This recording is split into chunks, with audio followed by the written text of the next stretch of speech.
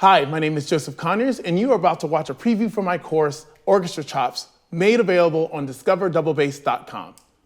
So the Exposition of Mozart's 39th Symphony is a beautiful one. It's actually quite elegant. It's the epitome of this classical style that we're trying to achieve when playing the music of Mozart. How this first shows up is in our first entrance after our quarter notes, of course, which is this melodic line that's actually been played by the violins just before.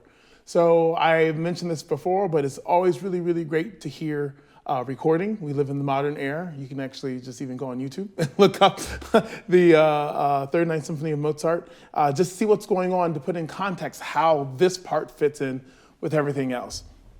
So the way even Mozart did his bowings, it's very easy to maybe play this this theme, kind of very segmented. So there's that, and then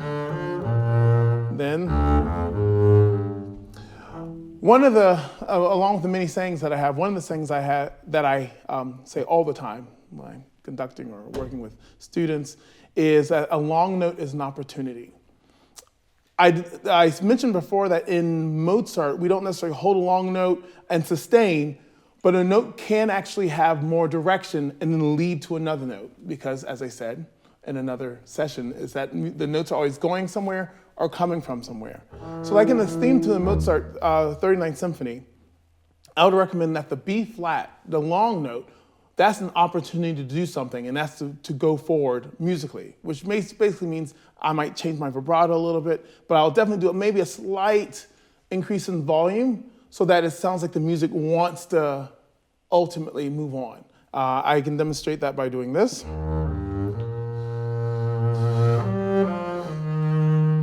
So there you saw there was that grow in that B flat. So if you went, I'll play it the other way. And you see, if play that way, it doesn't feel like the music wants to move somewhere. So that's one. Two, there's no accent on the high G. The G comes out of the B flat, so it should be very melodic and elegant.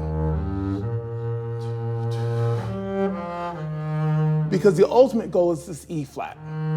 That is our goal in this piece. One, for all kinds of reasons. One, it just happens to be the key of the piece of Mozart's 39th Symphony. But it's actually, in this moment, a dissonant note.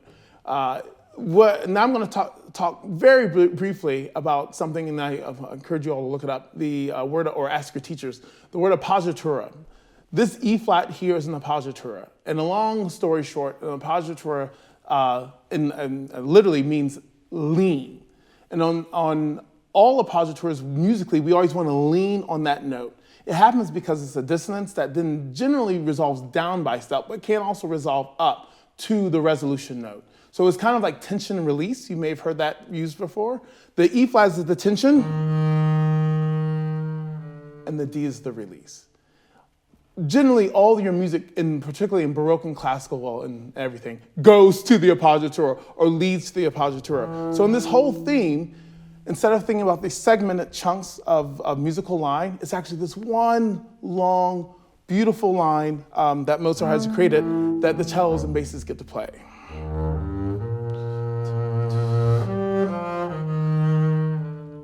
And then we do it again with this consequent phrase. Now, I said consequent phrase because it's kind of an antecedent consequent. These are some musical terms that you'll probably learn in school someday. But the antecedent phrase kind of asks a question, and then the consequent phrase is your answer. So that is the melodic material. We want to emulate the horns that actually also play this tune. Very, very elegant. We talked about bow changes in the introduction. So the bow changes are very, very smooth when you do this. You also realize that I start in a different part of the bow. When you see a down bow, it's very, very typical to want to start at the frog, because it says down, right? But look what happens if I start at the frog, this excerpt. I run out of bow. So we have to be very, very thoughtful in the planning of where we start all of our excerpts. And here, because I use this bowing, and there are many different bowings that are used for this excerpt, But because I start and have a long note after, I start way further out. It helps with bow distribution, but also helps with playing that long note and using it as an opportunity.